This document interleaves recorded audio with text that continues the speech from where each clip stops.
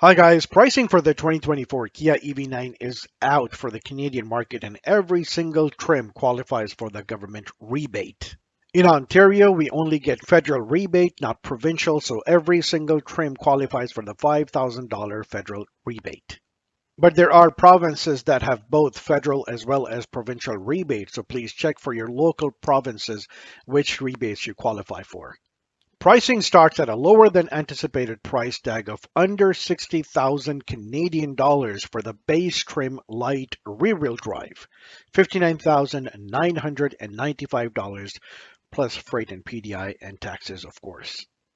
We'll only look at the pricing and color options on this screen because Kia seems to be incapable of displaying basic information pertinent to each trim right next to it for everybody's convenience. I'll give you an example. For the base trim light rear-wheel drive, you see the horsepower and torque numbers, no battery information, and no range. But you see range and battery information here, but no horsepower and torque numbers. See what I mean? All right, so we'll just go over the basic details, whatever we see here, and the pricing and color options. And for the detailed specs, well, maybe not details, but the most important things, we'll move over to a different screen. So for $59,995 Canadian, you get a base model light rear-wheel drive, 215 horsepower and 258 pound-feet of torque, 7-passenger seating, battery heating system, also called battery preconditioning, fast charge, obviously this means that it's standard across the board, and then highway drive assist 2 and 19-inch alloy wheels. Let's see the color options. 3 colors: Snow White Pearl, Panthera Metal, and Aurora Black Pearl. For $3,000, you can upgrade your Kia EV9 to wind rear-wheel drive. That gives you a bigger battery, 99.8 kilowatt-hour lithium-ion battery, as opposed to the 76.1 kilowatt-hour lithium-ion polymer battery. What's the difference? Well, let's ask Google. Lithium-ion batteries are generally more effective and prevalent than lithium polymer batteries. They have better density and high power capacity than lithium polymer batteries, and they also last longer on average. Now we know. It mentions a heat pump, which means that it's not available on the base trim, only wind rear-wheel drive and above. Heated steering wheel, and the range, 489 kilometers. What are the color options? Same 3 colors as the base model. For another $2,000, you can upgrade your EV9 to land all-wheel drive, also called dual motor, because each axle has a motor, making it all-wheel drive. So dual motor in the EV world means all-wheel drive. Also gives you a power bump, 379 horsepower and 516 pound-feet of torque. Same battery, because we don't see any more battery information here. Terrain drive modes. 451 kilometer of range. Let's look at the color options. We get 3 more colors: ivory silver, flare red, and pebble gray. Now, this is a big jump. If you want to select a premium package, so within land all-wheel drive, you can just have the base land all-wheel drive, or you can add packages to it. The first one is $10,000 for the premium package. Now keep in mind, all the way from the base model to land all-wheel drive, you get 7-passenger seating.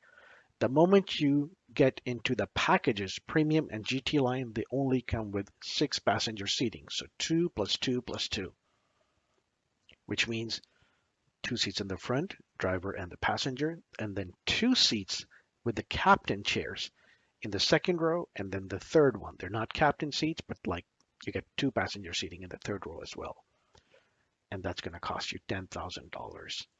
But you get bigger wheels, 20 inches, because you get 19s all the way up to land all-wheel drive. And then small cube LED headlamps, dual sunroof, digital lighting, grille base pattern, and V2L, outside plus inside. For those who don't know, V2L means vehicle to load, which means that you can power your electrical devices or appliances using your car's battery. Outside means that you can use appliances that you have outside, such as your camping equipment, for example, using the charging port on your car. That's where it will draw the power from. Inside means that there is an electric outlet inside the vehicle that you can use to power whatever. CPAP machine, for example. I have a video demonstrating all of that on my EV6 that you can find if you browse my channel. Let's look at the color options. We unlock two more colors when upgrading to the premium package and the GT line. You don't get any more colors with the GT line. This is all you get. Two more colors, ocean blue and iceberg green.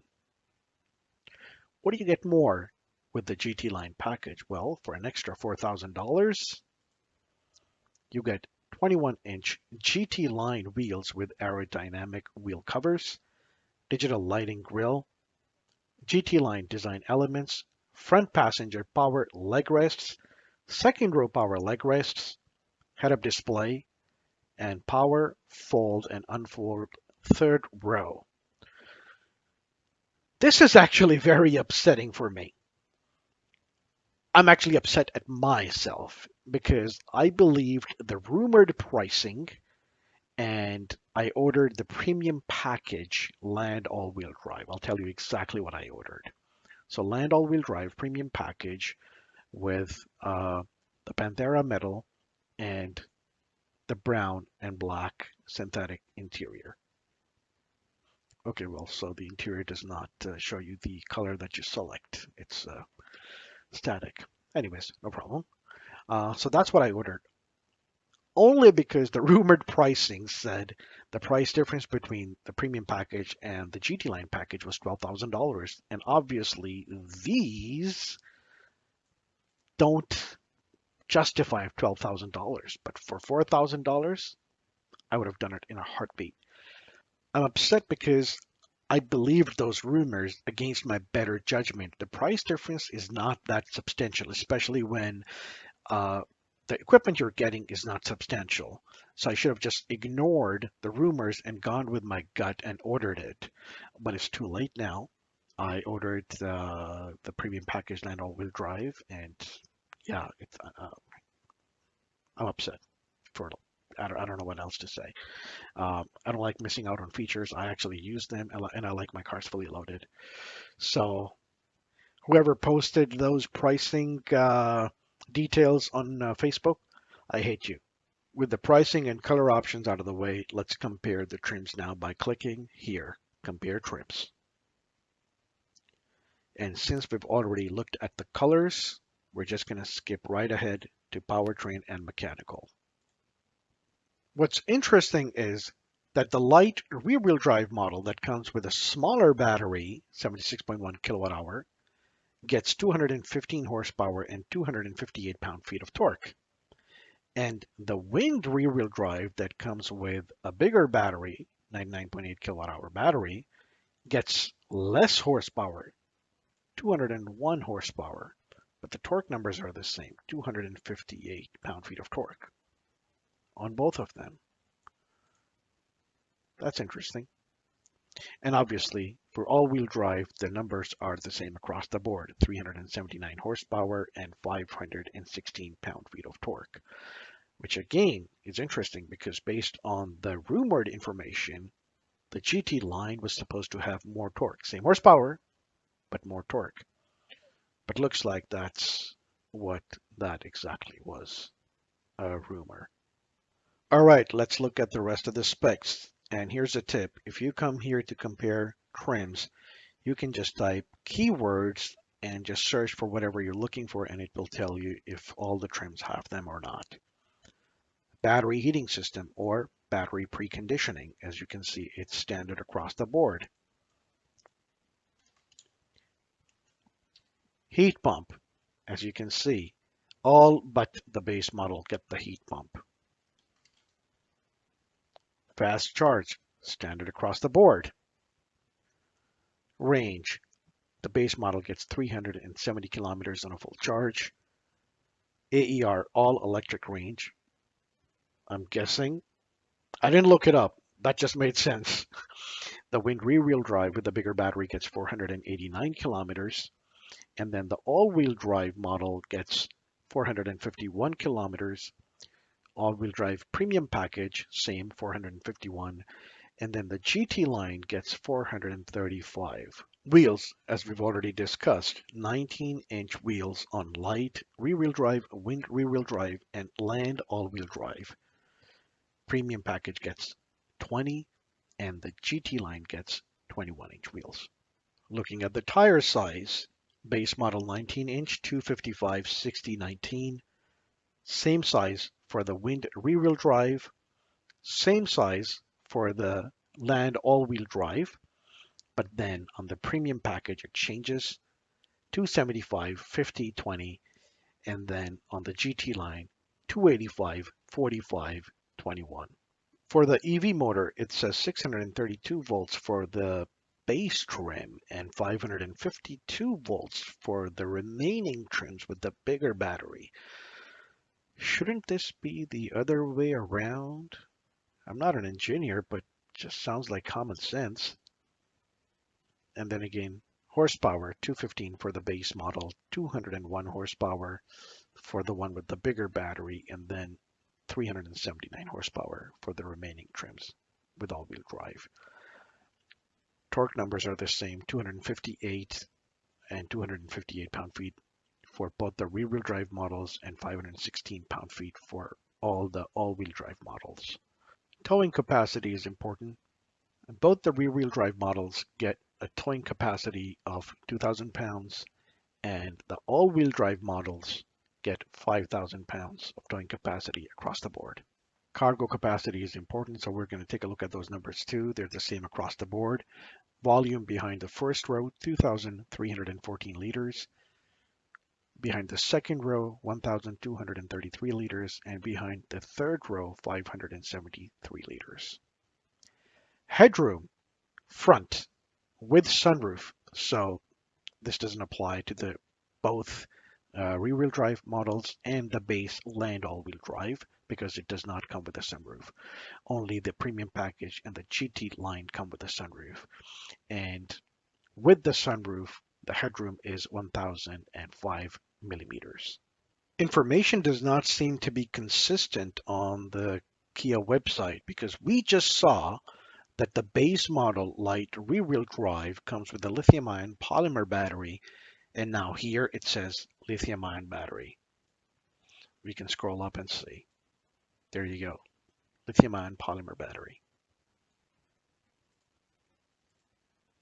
And down here, it says lithium-ion across the board. Is this a mistake? Or is this a mistake?